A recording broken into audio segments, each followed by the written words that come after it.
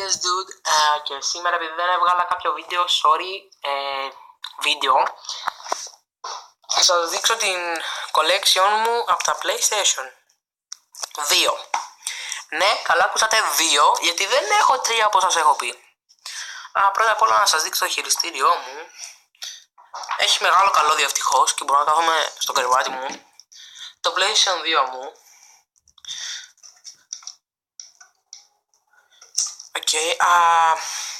Εδώ βλέπετε την big, όχι και μεγάλη, collection. Ξεκινάμε με το Lord of the Rings, με το σήμα γνησιότητας της Lord of the Ring και ότι είναι σε Platinum.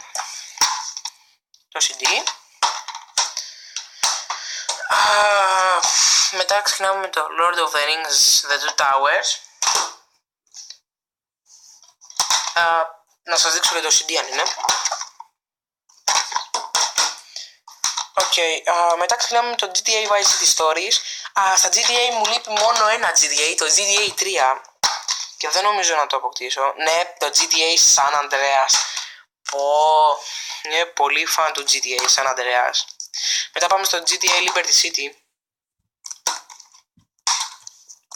Επίσης θέλω να ευχαριστήσω 2 φίλους μου που μου δώσαν παιχνίδια και μου δώσαν υποστήριξη για το PlayStation 2.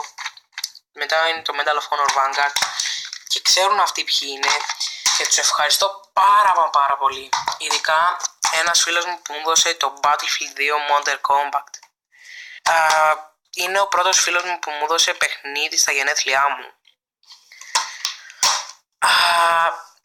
Ξέρει ποιος είναι και ελπίζω αν δει αυτό το βίντεο. Σε ευχαριστώ πάρα πολύ. Μετά έχουμε το Gran Turismo 4 σε Platinum έκδοση.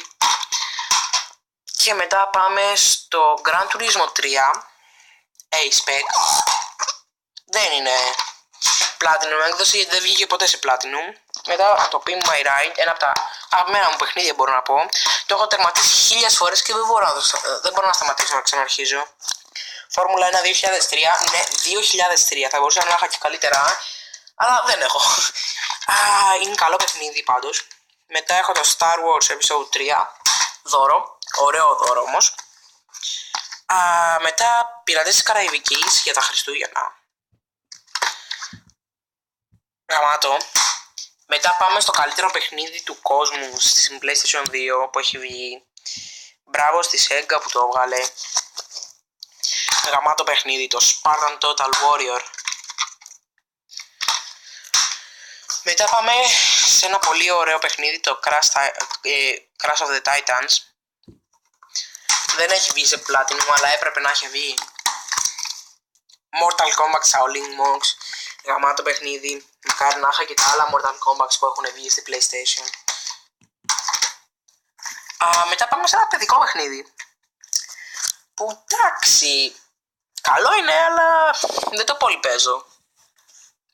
Το Lego Batman The Video Game. Ξέρω εγώ, έχω περάσει 2-3 πίστες, μετά το σταμάτησα.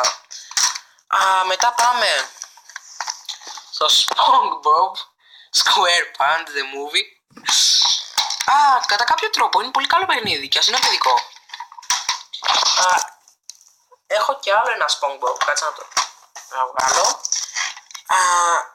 SpongeBob Nickelodeon The United Friends.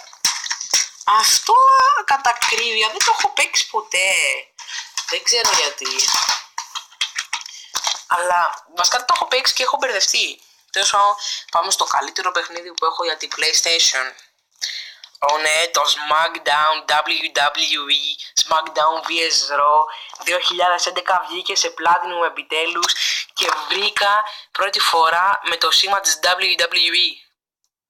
Oh my god, αυτά τα σήματα συνήθως δεν τα βάζουνε.